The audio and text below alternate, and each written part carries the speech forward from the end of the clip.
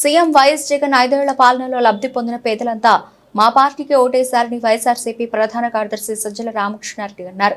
తుది ఫలితాలు కూడా ఎగ్జిట్ పోల్స్ కంటే ఎక్కువ సీట్లు వస్తాయని, స్థానిక సర్వే సంస్థలు మాత్రం వైఎస్ఆర్సీపీకి అనుకూలంగా ఇస్తే జాతీయ మీడియా సంస్థల ఎగ్జిట్ పోల్స్ అన్ని ఎన్డీఏ కోసం ఇచ్చి కన్ఫ్యూజ్ చేసే ప్రయత్నం చేశాయని అన్నారు. అంటే ఏటావాత మొత్తంగా చూస్తే ఈ ఎగ్జిట్ పోల్స్ ఎవరైతే సీరియస్గా అంటే ఇక్కడ స్టేట్ ఓరియంటేషన్తో మన రాష్ట్రం కానీ ఇక్కడ మాత్రమే ఫీల్డ్లో ఉండి ఇక్కడ రెప్యూటెడ్ సంస్థలుగా ఉన్న వాళ్ళు చేసిన వాటిలో పాజిటివ్ ట్రెండ్ అయితే కనిపిస్తుంది వైఎస్ఆర్ కాంగ్రెస్ పార్టీ. ఇంకా ఢిల్లీలో కూర్చొని పార్లమెంట్ యాజ్ ఏ యూనిట్గా తీసుకొని 100-200 శాంపుల్స్ వాళ్ళు ఎక్కడెక్కడ ఫోన్ల మీద తీసుకుంటారో ఎట్లా అలాంటి వాటిలో కొంత బీజేపీకి అడ్వాంటేజ్ ఇవ్వాలనే ఒక ముందే టార్గెట్ పెట్టుకొని చేసినట్టు అనిపిస్తుంది. సో ఏది ఏమైనా ఇంకా 48 అవర్స్ మనకు ఈ టైంకు ఐ థింక్ ఎల్లుండి మొత్తం ఈవీఎంలన్నీ ఓపెన్ అయిపోయింటే రిజల్ట్ కూడా ఆల్మోస్ట్ తెలిసిపోయి ఉంటుంది. పాయింట్ వచ్చి ఇక్కడ ఏదంటే మళ్ళీ ముందు నుంచి మేము చెప్తున్నదే మళ్ళీ చెప్తున్నాం.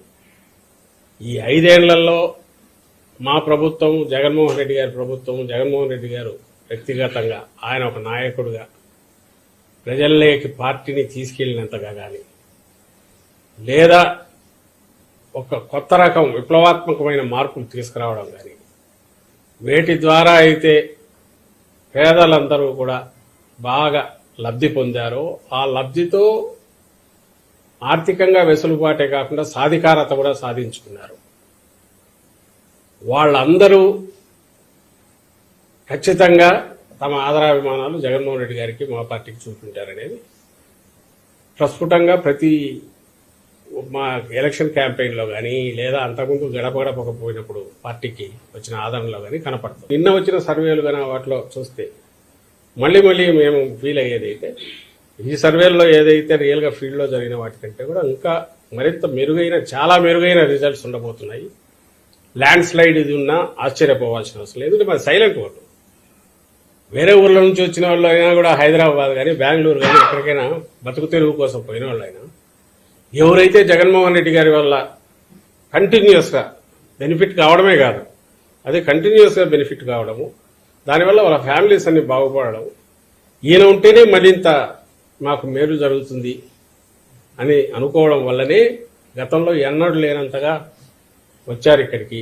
అక్కడి నుంచి వచ్చి ఓటు వేసిపోయారు అనేది మేము అనుకుంటున్నాం.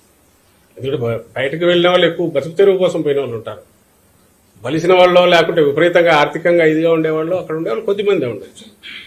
అలాగే మహిళలు, పేద మహిళలు వాళ్ళంతా వాయిస్ రైజ్ చేసి గట్టిగా అనకపోవచ్చు. వాళ్ళ ఓటు హక్కు ద్వారా, వాళ్ళ ఓటు హక్కు వినియోగించుకోవడం ద్వారా ఆ తీర్పు ఇప్పటికే చెప్పి ఉంటారు. అది ఈవీఎంలో ఉంది కాబట్టి సేమ్ ది రిఫ్లెక్ట్ అవుతుంది రేపు.